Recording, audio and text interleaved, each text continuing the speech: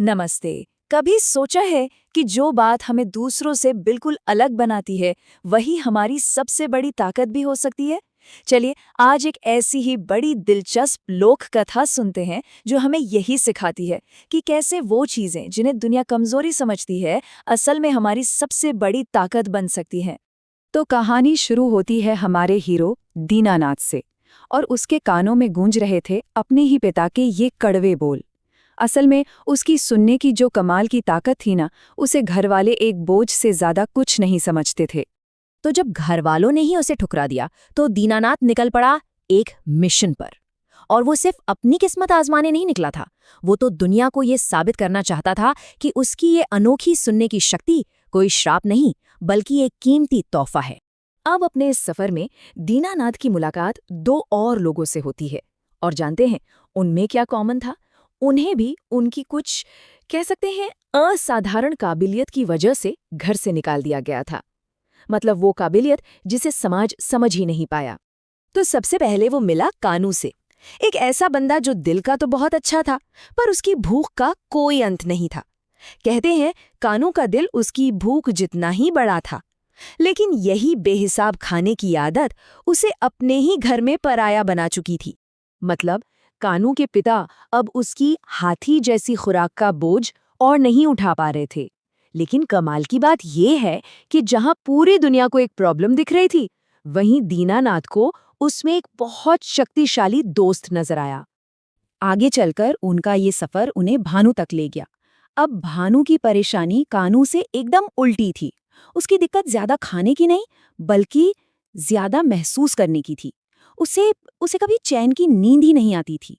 भानु का तो ये कहना था कि भाई एक चींटी भी अगर पास से गुजर जाए ना तो उसकी नींद टूट जाती है। और दीनानाथ वो ये बात फौरन समझ गया कि ये कोई कमजोरी नहीं, ये तो एक और कमाल की सुपर पावर है। तो समाज के ठुकराए हुए ये तीनों दोस्त अब एक साथ पहुंचते हैं सीधे शाही महल। और वहां जाकर वो राजा के सामने एक ऐसा साहसी प्रस्ताव रखते हैं जिसका नतीजा सिर्फ दो ही हो सकता था, या तो शानदार इनाम या फिर मौत। तो सौदा पक्का हो गया। अब तीनों की जिंदगी दांव पर लगी थी और उन्हें साबित करना था कि जिसे दुनिया बेकार समझती है, वो आदतें असल में किसी जादू से कम नहीं हैं। राजा भी इस अजीब सौदे से हैरान था, पर साथ ही उसे मजा भी आ रहा था, तो वो मान गया। अब इम्तिहान का दौर शुरू होने वाला था और अब एक एक करके हर दोस्त को अपनी काबिलियत साबित करनी थी, नहीं तो अंजाम बहुत बुरा होता। तो पहली परीक्षा थी कानू की। शाही रसोई में जितना भी खाना बना था, सबका सब कानू के सामने रख दिया गया। मतलब इतना खाना कि एक पूरी फौज का पेट भर जाए। और कानू ने क्या किया? वो सब कुछ सफाचट कर गया।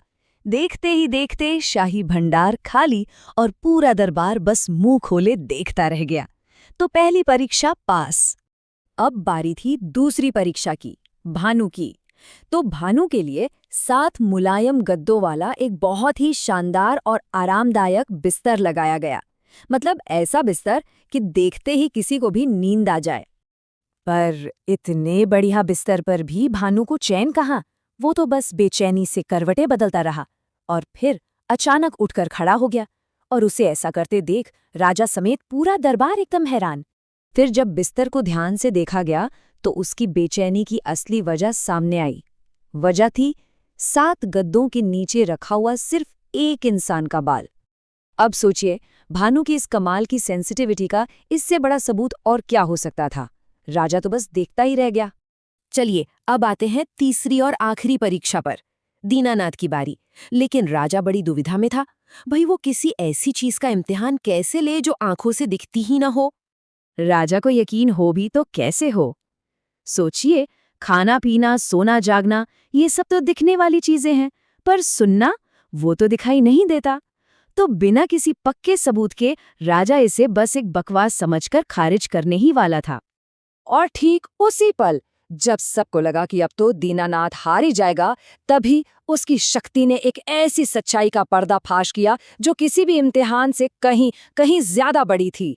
दरबार में सन्नाटा था और तभी दीनानाथ की सुनने की शक्ति ने एक बहुत बड़ी और भयानक साजिश का पर्दाफाश कर दिया और अचानक से दीनानाथ की वो ना दिखने वाली काबिलियत पूरे राज्य के लिए सबसे कीमती चीज बन गई।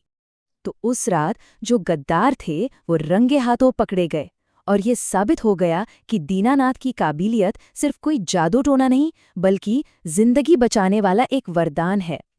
तो अपनी काबिलियत साबित करने और पूरे राज्य को एक बड़ी मुसीबत से बचाने के बाद उन तीनों दोस्तों को आखिरकार वो मान सम्मान मिला जिसकी वो हमेशा से हकदार थे।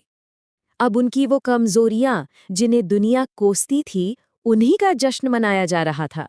दीनानाथ की शादी राजकुमारी से हुई, कानू को जिंदगी भर के लिए शाही दावतों में जगह मिली और भानु को उसे आखिरकार वो चैन की नींद मिली जिसका वो बस सपना ही देखता था। तो इस पूरी कहानी का जो सबसे ज़रूरी सबक है वो ये है कि कैसे अलग अलग तरह की काबिलियतें जब एक साथ मिल जाती हैं तो वो किसी भी मुश्किल को पार कर सकती हैं। तो आखिर में ये कहानी हमारे लिए एक बहुत बड़ा सवाल छोड़ जाती है कि शायद जो बातें हमें बाकियों से अलग बनाती है ना, वही बातें हमें किसी भी टीम या समाज के लिए सबसे ज़रूरी और सबसे ख़ास भी बनाती हैं।